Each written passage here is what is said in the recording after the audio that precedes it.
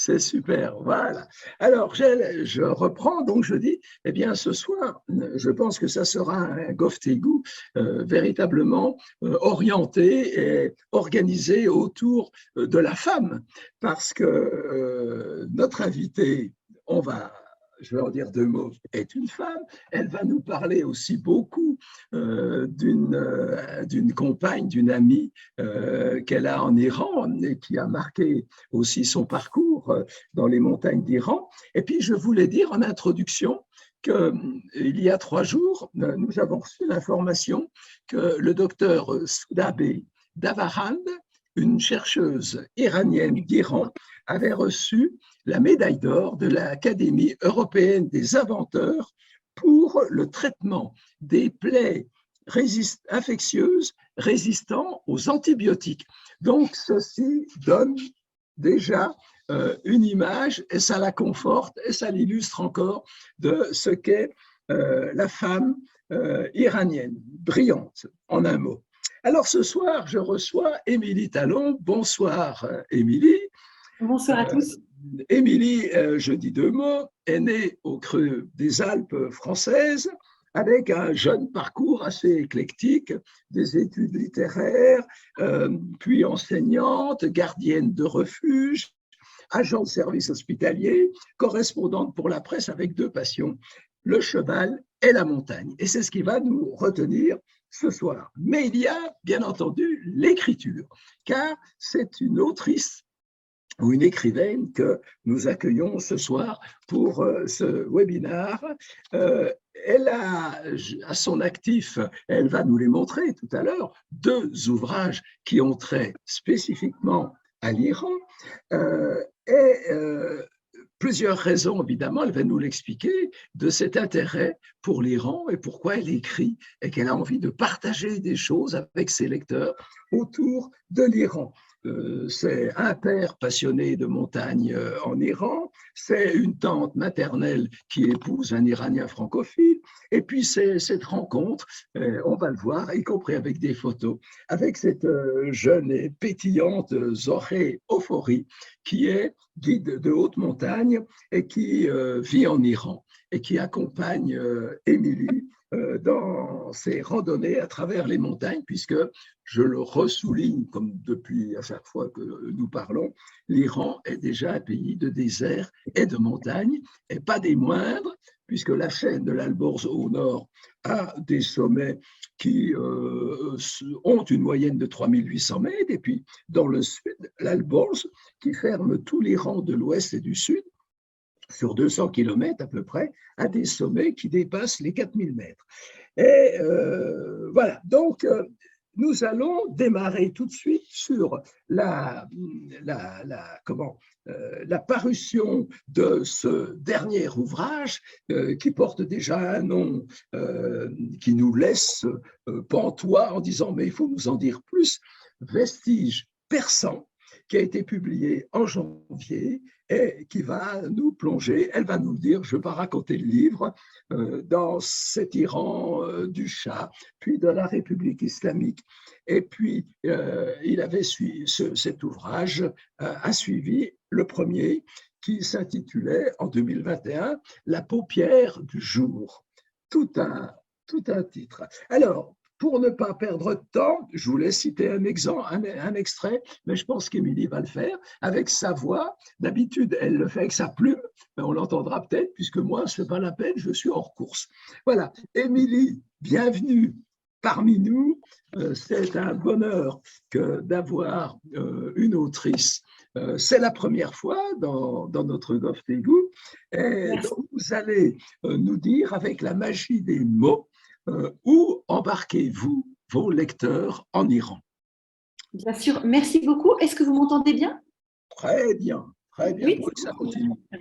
Merci infiniment pour votre invitation. Je suis très touchée d'être parmi vous.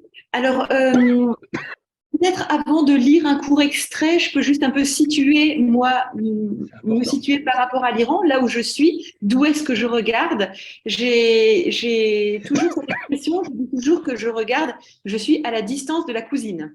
Puisque, en fait, donc vous l'aurez compris, je ne suis pas iranienne et par ailleurs, je ne parle pas persan.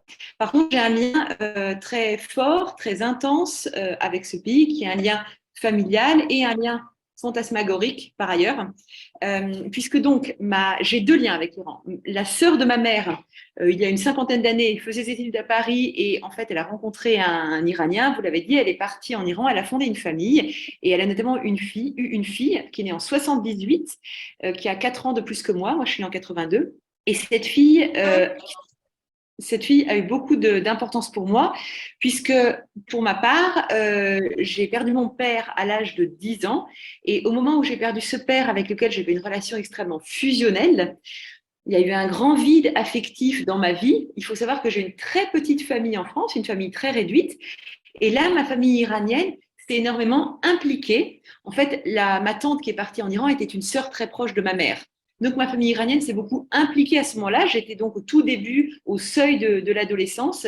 Et cette cousine iranienne est devenue un mentor, une figure un peu lumineuse que je suivais.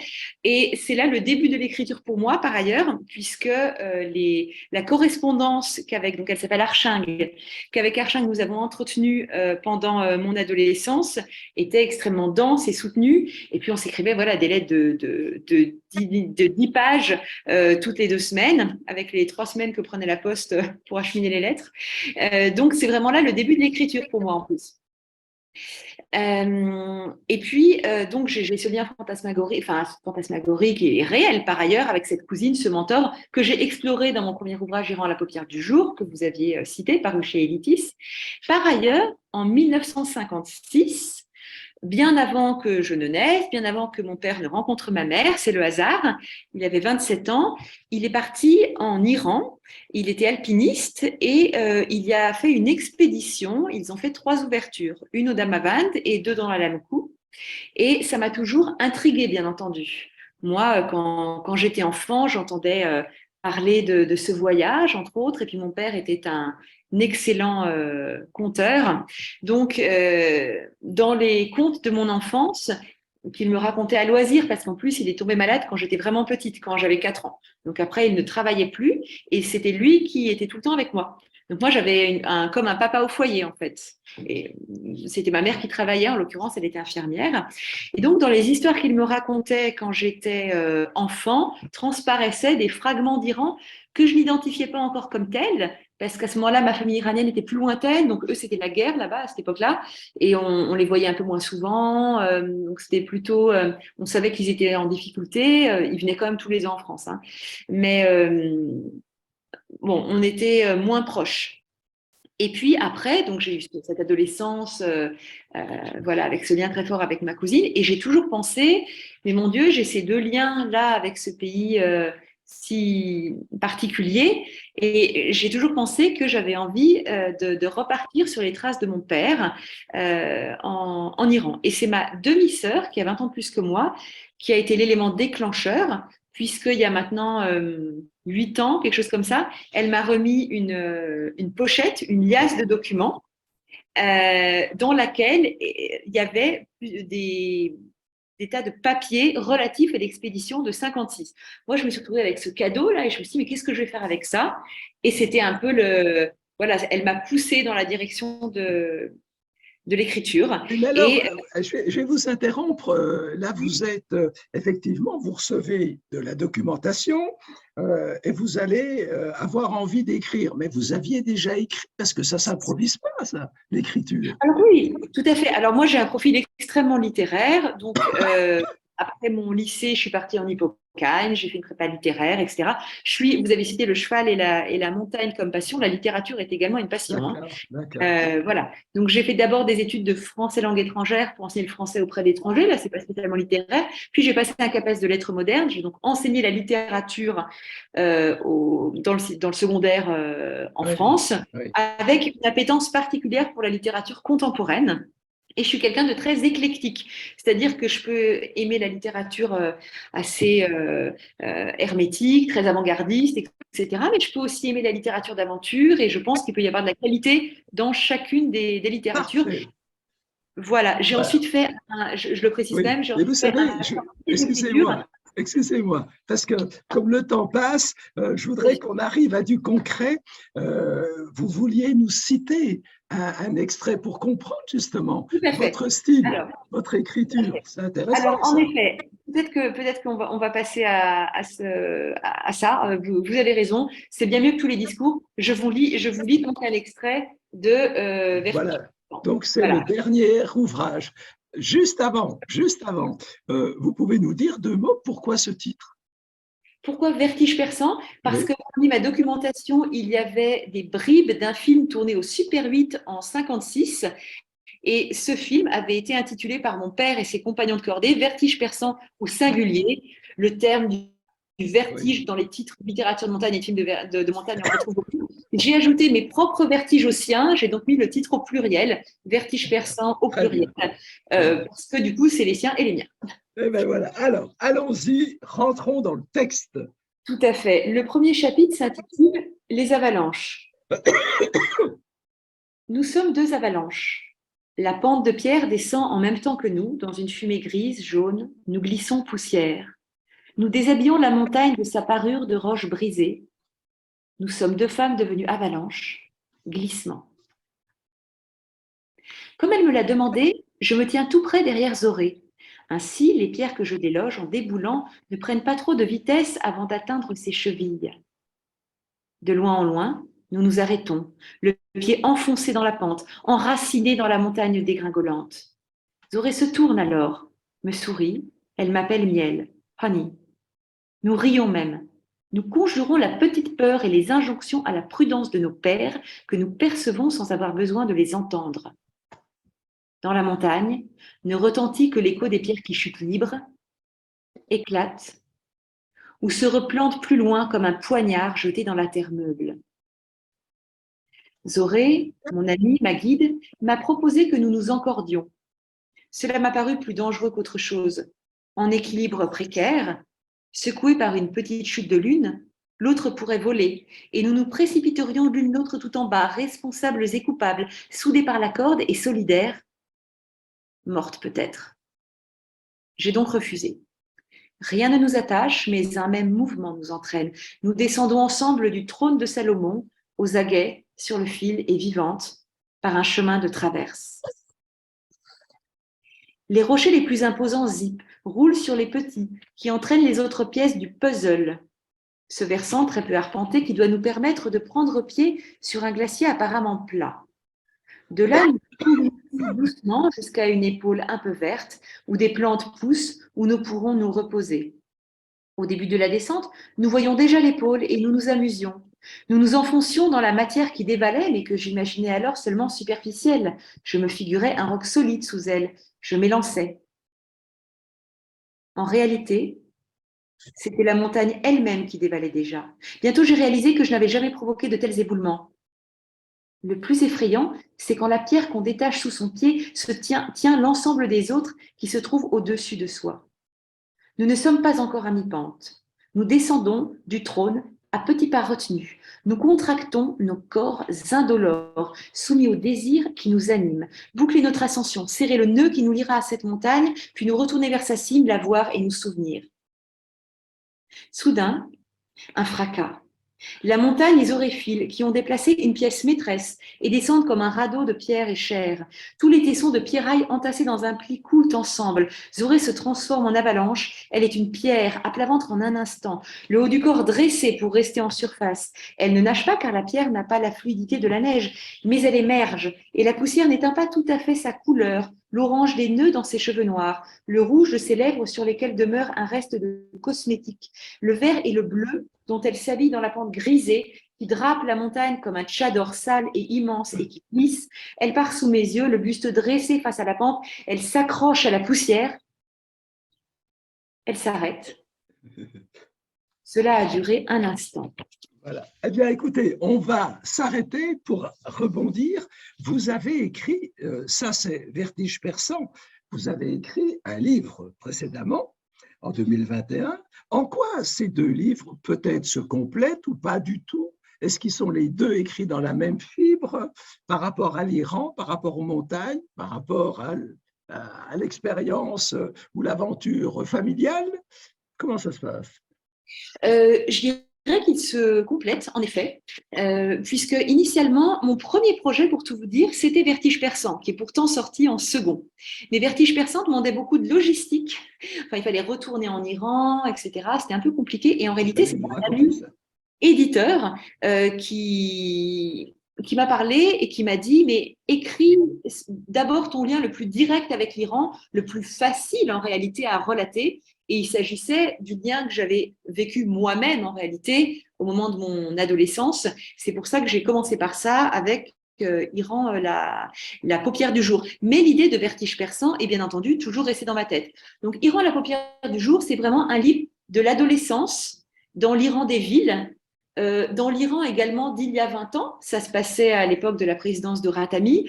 Moi, j'avais 19 ans, ma cousine avait 3 ans de plus. Donc, c'était une période de grand espoir, en fait. Nous, parce qu'on était toutes jeunes, on était entourés d'un tourbillon de prétendants. C'est l'époque où elle s'apprêtait à se marier, en fait. Elle devait se décider pour savoir avec qui elle allait s'unir. Et il y avait pas mal de personnes qui se présentaient.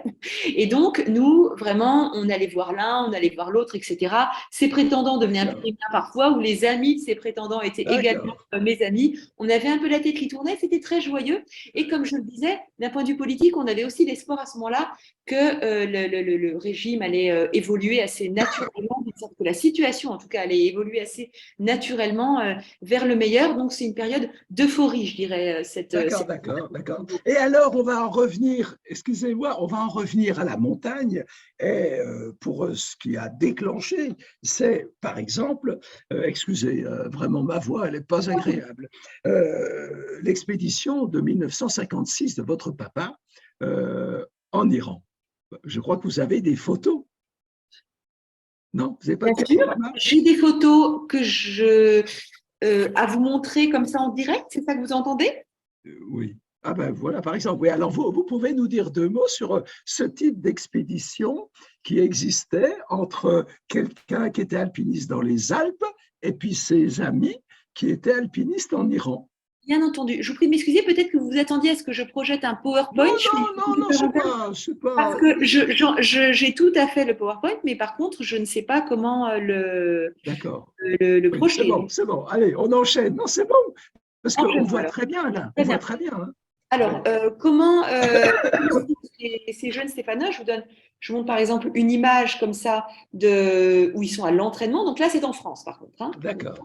Ça, c'est Donc, dans en la glace. 1958, C'est la voilà, glace. mon père vit à Saint-Étienne. Il est ouvrier à Manufrance, tout simplement. Lui et ses amis ouvriers, en fait, commencent vraiment à investir le champ de la montagne. C'est l'époque des grandes expéditions nationales. Hein. La Naturna, c'était en 1950.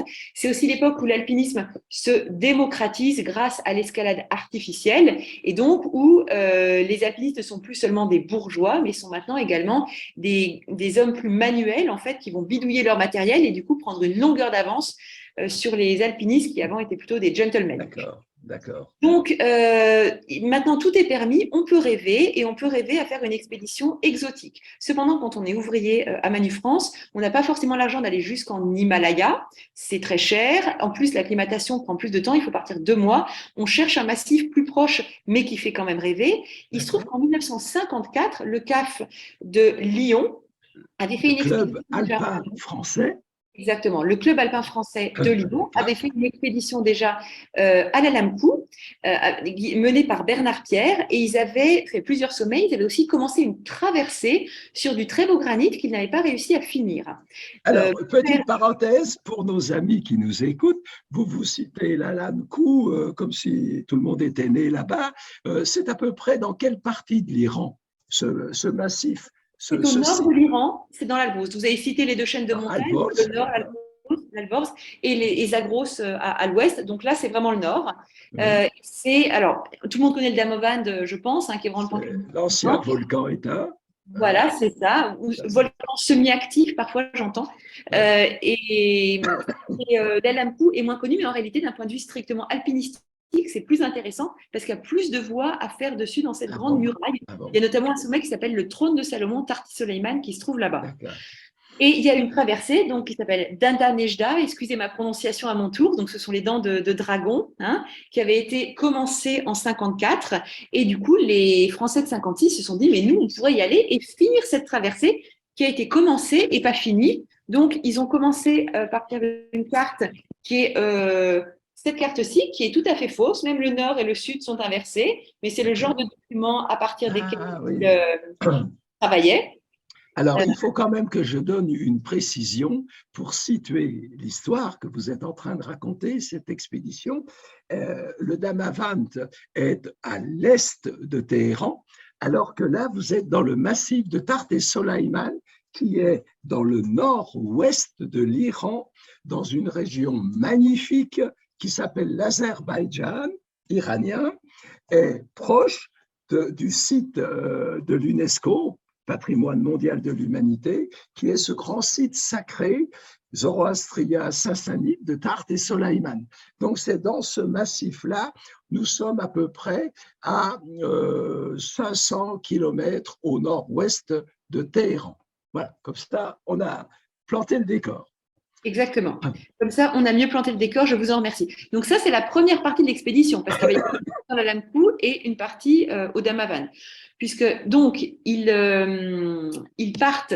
alors, excusez-moi, je suis en train d'ouvrir le PowerPoint et je pense que je vais pouvoir vous mettre de vraies photos. Ce sera… Ça serait génial parce que nos auditeurs nous le demandent. Ce sera beaucoup mieux. Bien, donc si voilà, je le fais. Et là, je fais… Excusez-moi.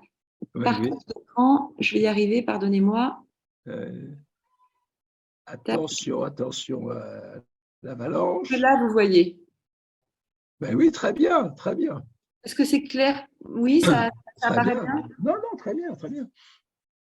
D'accord. Donc ça, pour tout vous dire, donc ce sont à la fois des Français et des Iraniens, oui.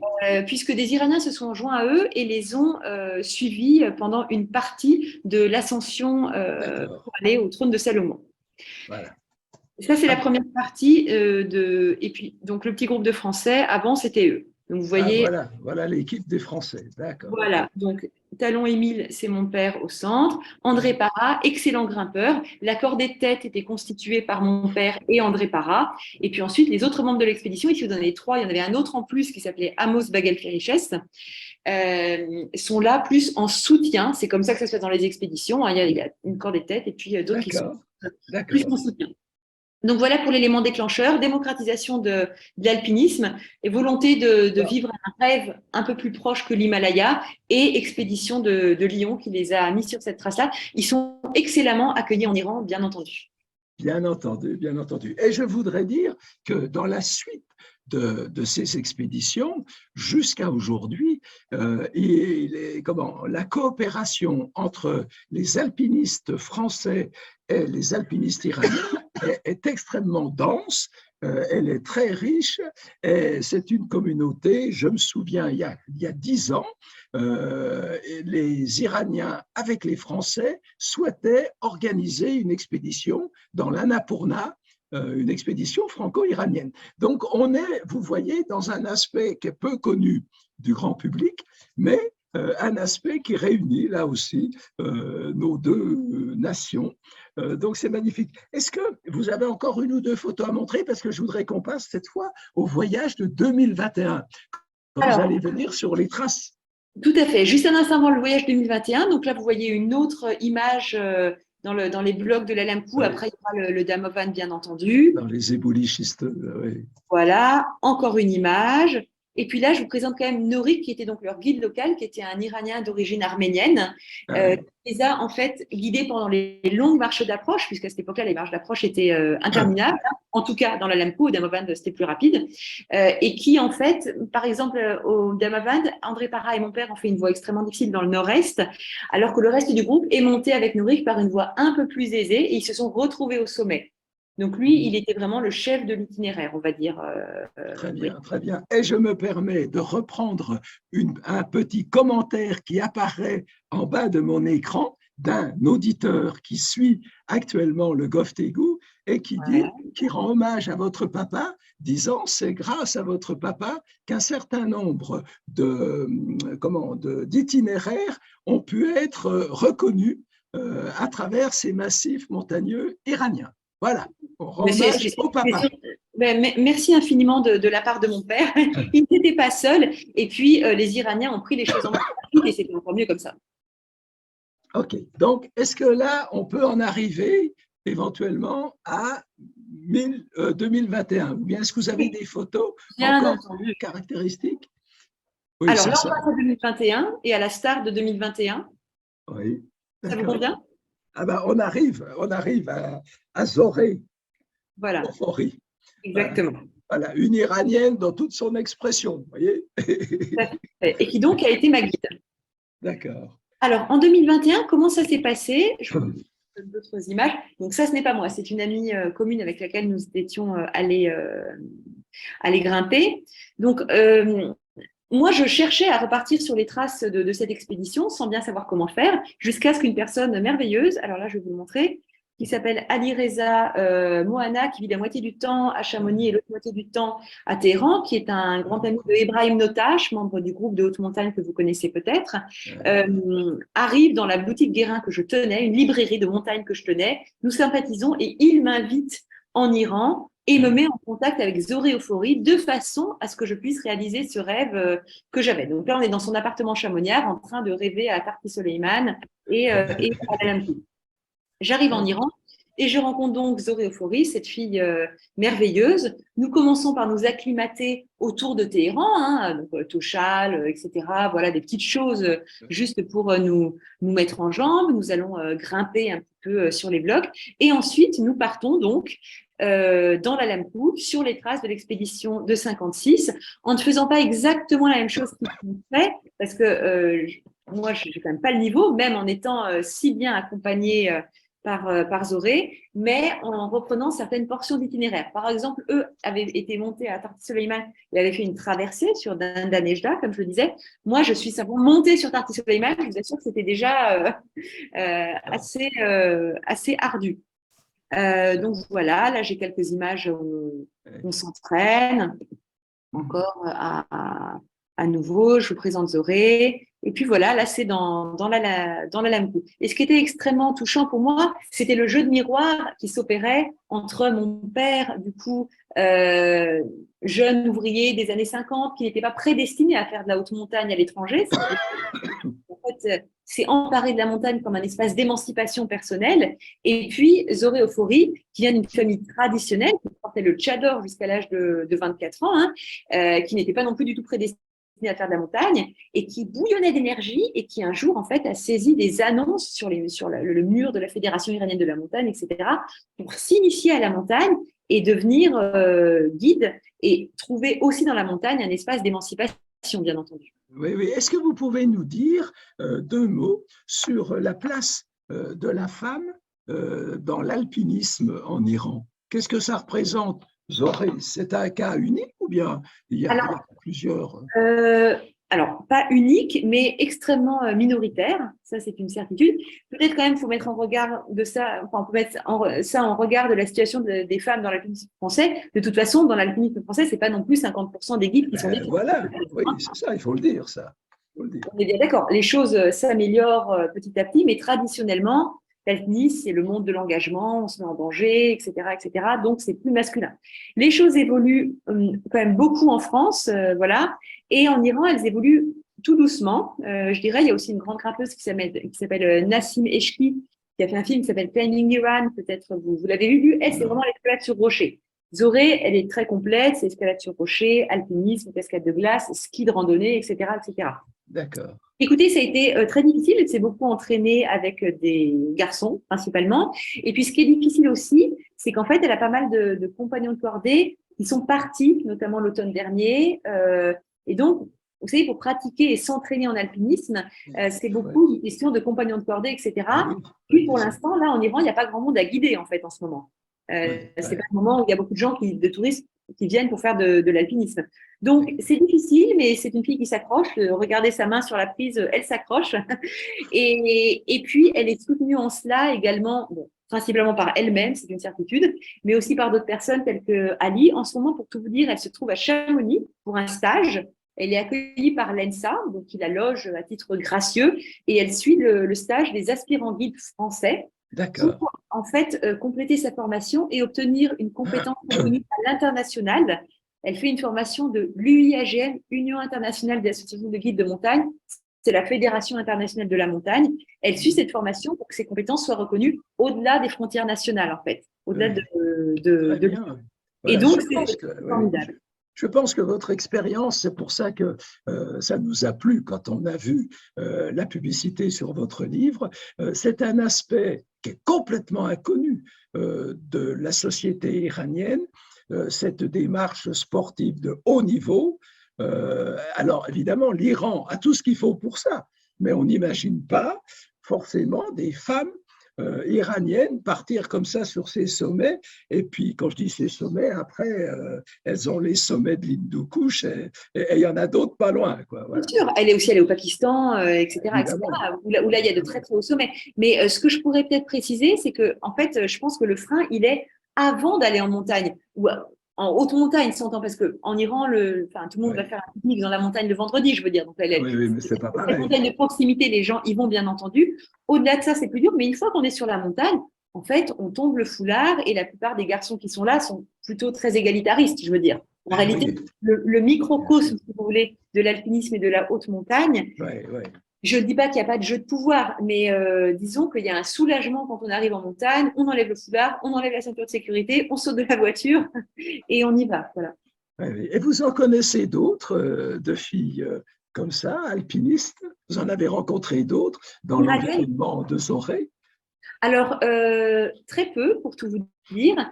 Quand je suis allée et dans la Lampo et d'Amoband, j'ai vu d'autres femmes en montagne, d'autres femmes faire de la haute montagne, mais elles étaient toujours avec des garçons, en fait. Oui, c'est souvent la petite amie, etc., etc.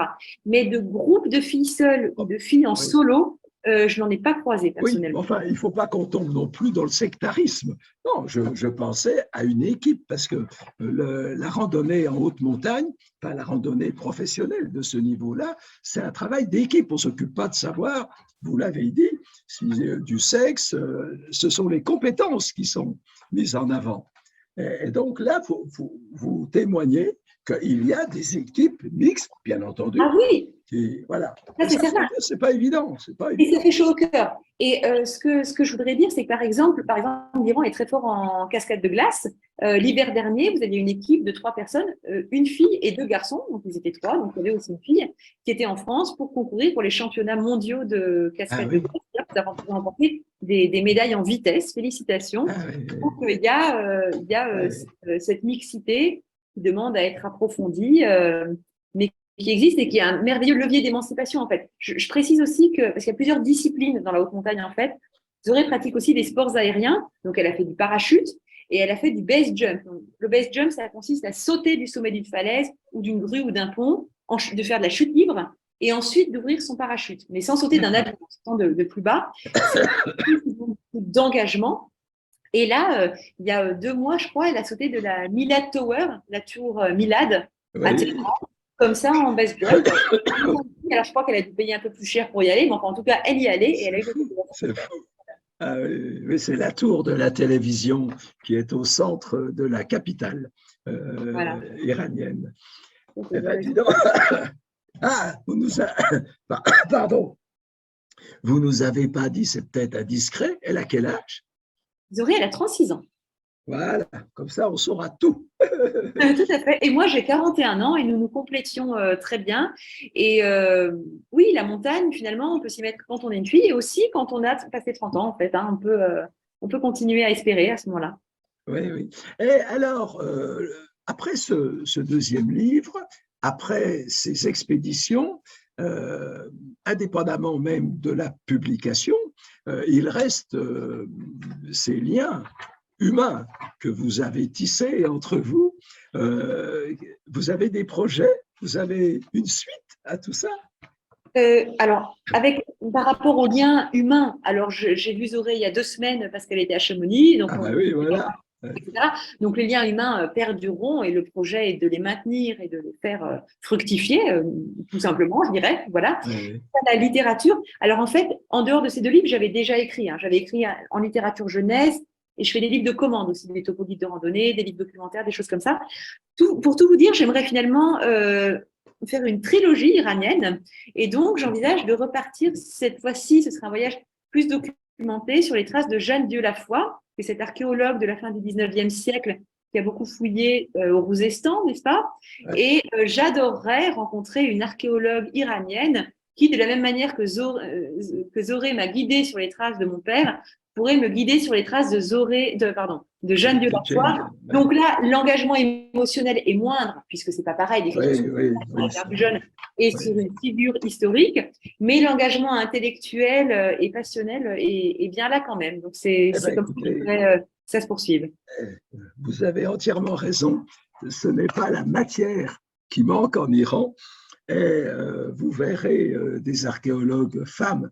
Vous en avez des pléiades dans toutes les provinces, en fonction des spécialités, des périodes.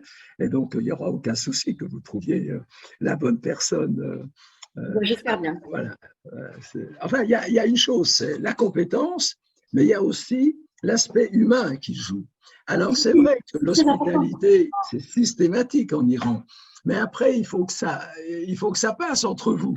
Vous êtes d'accord? Tout à fait. Pour moi, les livres que j'écris, en fait, ne sont pas des livres strictement. Enfin, c'est de la non-fiction, on est d'accord? Il s'agit de récits, il ne s'agit pas de romans, il s'agit de choses qui existent réellement, que j'essaye de nourrir avec de la documentation. Mais en fait, moi, ce qui m'intéresse beaucoup, c'est l'écriture de l'intimité aussi, et de ce qu'on peut ressentir en se frottant au monde et à l'altérité. C'est ça que l'Iran a toujours représenté dans ma vie, et c'est pour ça que ça m'inspire tellement d'un point de vue littéraire, en fait.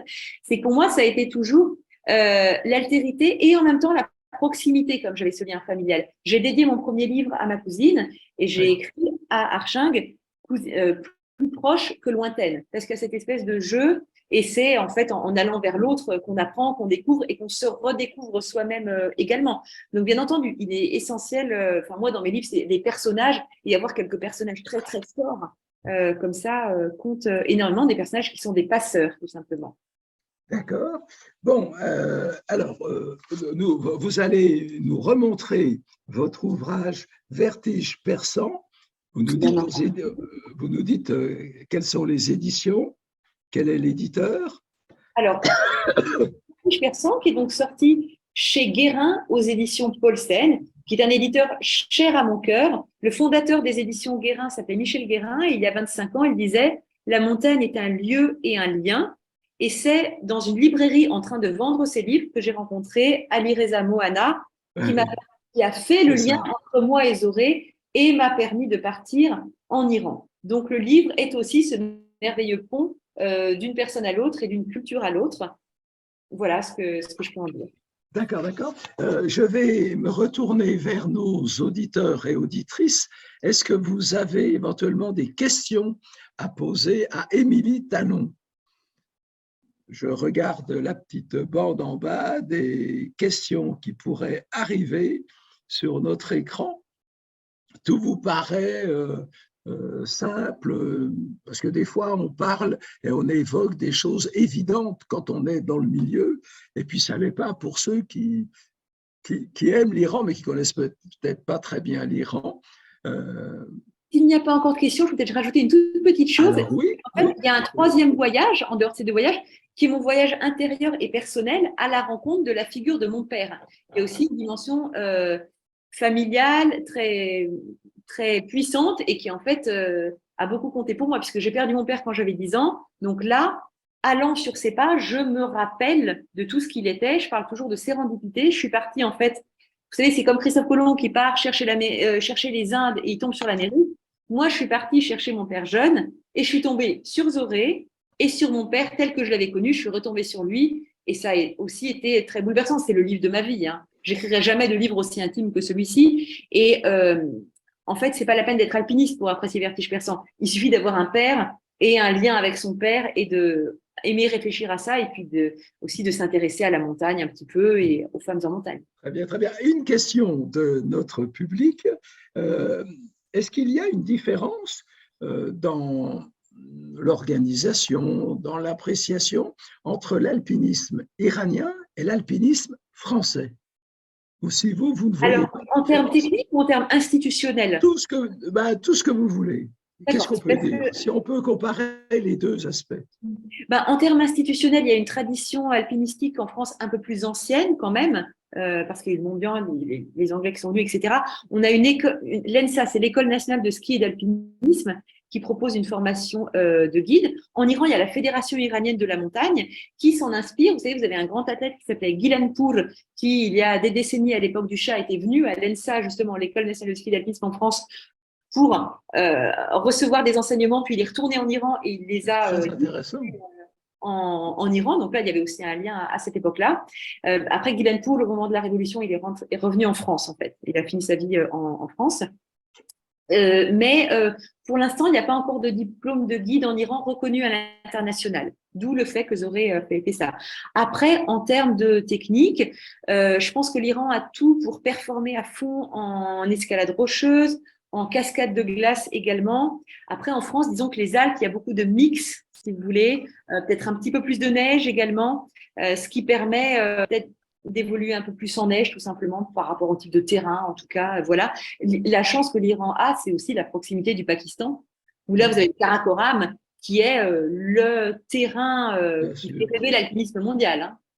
Oui. Voilà ce que je peux en dire. Oui, c'est voilà. très intéressant parce que vraiment, je crois que c'est un volet qui est méconnu de ces relations entre la France et l'Iran. Est-ce que Zoré ou ceux que vous avez rencontrés vous ont parlé de leur contact, de leur coopération avec d'autres Européens ou des Américains ou comment Oui, c'est? alors, principalement des Français en Voilà. France et des Suisses.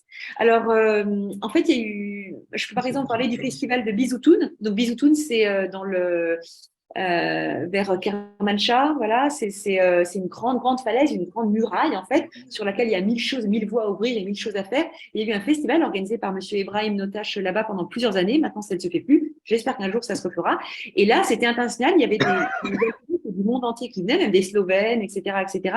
C'est là que Zoré Euphorie a, par exemple, rencontré Géraldine Fasnacht, qui est une Suissesse, qui est une pionnière de la wingsuit. Donc, elle est alpiniste et par ailleurs, elle saute également. C'est comme le best jump, mais en plus avec une combinaison qui lui permet de voler en frôlant les parois. Et ça a déclenché d'ailleurs des envies de sports aériens chez Zoré, parce qu'en fait, elle a guidé, donc elle grimpait avec Géraldine au sommet de la paroi. Et là, au sommet, Géraldine a changé de costume, elle s'est mise en femme oiseau, elle a sauté et elle est descendue en 2 minutes de vol gracieux, tandis que Zoré a dû tirer ses rappels et laborieusement, pendant 2 heures, dans la chaleur écrasante, a dû descendre en bas. Donc voilà, et, par exemple, cette Suissesse Géraldine Fasnacht. Après, je sais que Christian Transdorf, qui a longtemps fait partie de l'UIAGM, a aussi renforcé ses liens à travers Ali Reza Mohana, Ibrahim Notache. Le GHM, le groupe de haute montagne, a accueilli Ibrahim Notache. C'est pas rien. Hein. Le GHM, c'est là où il y avait Messner, etc., des grands alpinistes. C'est vrai que c'est une grande tradition, il faut le redire. Et puis alors, dans la... Excusez-moi. Dans la présentation du début, je disais donc que vous aviez trois passions, l'écriture, la montagne et le cheval. Ouais. Alors, dans tout ça, le cheval, parce qu'en Iran, nous sommes dans un pays du cheval. Ah, mais tout à fait. Et le cheval caspien, c'est la souche même du pur sang arabe. Nous, en France, on a tendance à aller trop vite, à penser que c'est le cheval arabe qui est la souche de toutes les races équines. En fait, c'est le cheval caspien. Donc, c'est vraiment… vous avez un patrimoine exceptionnel à tout niveau. Alors, le cheval, moi, je rêve justement de retourner dans le nord de l'Iran. Il y a une tradition des archers à cheval, vous savez.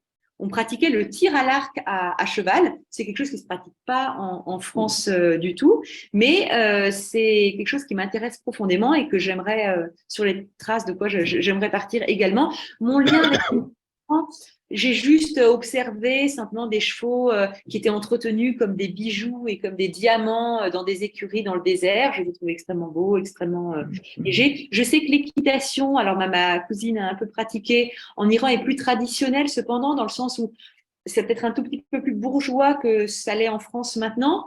Quand vous arrivez, votre cheval est déjà prêt, vous le mettez dessus et vous pratiquez l'équitation. Alors qu'en France, maintenant, vous arrivez, c'est vous qui vous donnez le cheval qui est préparé, qui est monté dessus. Donc, il y a c'est peut-être, voilà, ça demande à être un petit peu plus démocratisé, peut-être l'équitation. Mais en tout cas, à ce niveau-là aussi, tout est à faire et j'espère bien voir beaucoup de filles à cheval prochainement en Iran. Eh bien, écoutez, surtout vous, parce que si vous vous lancez dans l'épopée de Jeanne Dieulafoy, elle Oui, faisait ça à cheval. On la tout voit à sur fait. les photos tout le temps, elle est à cheval. C'était Tout la à mode fait. à l'époque. Hein. Tout à fait. Voilà. On voit des photos légendées, une Amazone déguisée en jeune cavalier, parce que elle s'habille en pantalon, elle se coupait les cheveux, etc., etc. Ah oui, pour ne Je pas peux avoir traiter de mes cheveux, soucis. mais j'irai à cheval aussi. Oui, c'est vrai, pour ne pas avoir de soucis, c'était une époque où tout le monde était aventurier d'une certaine façon, jusque dans les années 1940. Toutes les femmes qui sont passées en Iran, des grandes voyageuses, elles avaient ce comportement-là au niveau vestimentaire. Fallait passer pour un homme. C'était un peu la sécurité sur les pistes. C'est pour ça qu'elles se Oui, parce que déguisaient d'une certaine façon comme quand ça. on lit ces récits, il y avait des brigands, il y avait, enfin, c'était vraiment C'était difficile. pas simple, c'est sûr, c'est sûr. Écoutez, je vais répondre aussi à quelqu'un là qui nous demande s'il peut recevoir l'autorisation d'enregistrer. Alors, nous enregistrons le GovTégout. Donc, celles et ceux qui m'entendent, qui me comprennent avec ma voix de châtré, si vous êtes intéressé par un enregistrement, vous envoyez un message au centre franco-iranien et on vous donnera le lien pour aller sur Instagram pour lire et écouter le GovTégout avec Émilie Talon qu'on a reçu aujourd'hui. Et donc, le prochain titre, vous avez entendu, ce sont les aventures de Jeanne Dieulafoy dans la Perse de la fin du 19e siècle. Voilà, c'est une autre époque, mais ça vaut bien l'Iran. Et je pense que au fur et à mesure de nos découvertes, des réceptions que je peux avoir des unes et des autres, chacun se rend compte de la diversité de ce pays, de la richesse et des hommes et des femmes et des réalités historiques ou naturelles. Et je vous remercie, Émilie, d'avoir participé avec nous pendant voilà, et je dis à tout le monde, rendez-vous en mi-septembre. Et là, nous irons à la découverte de la miniature persane. Comment on lit une miniature, quels sont les symboles à travers les miniatures. C'est un voyage qui, je pense, voilà, vous marquera. À tous et à toutes, une bonne soirée. Merci de nous avoir été fidèles une fois de plus. Merci à Émilie. Merci Et puis, je infiniment. rappelle, Vertige perçant d'Émilie Talon. Merci, Émilie. Très bonne soirée à tous. Merci infiniment. Au Merci. revoir. Au revoir.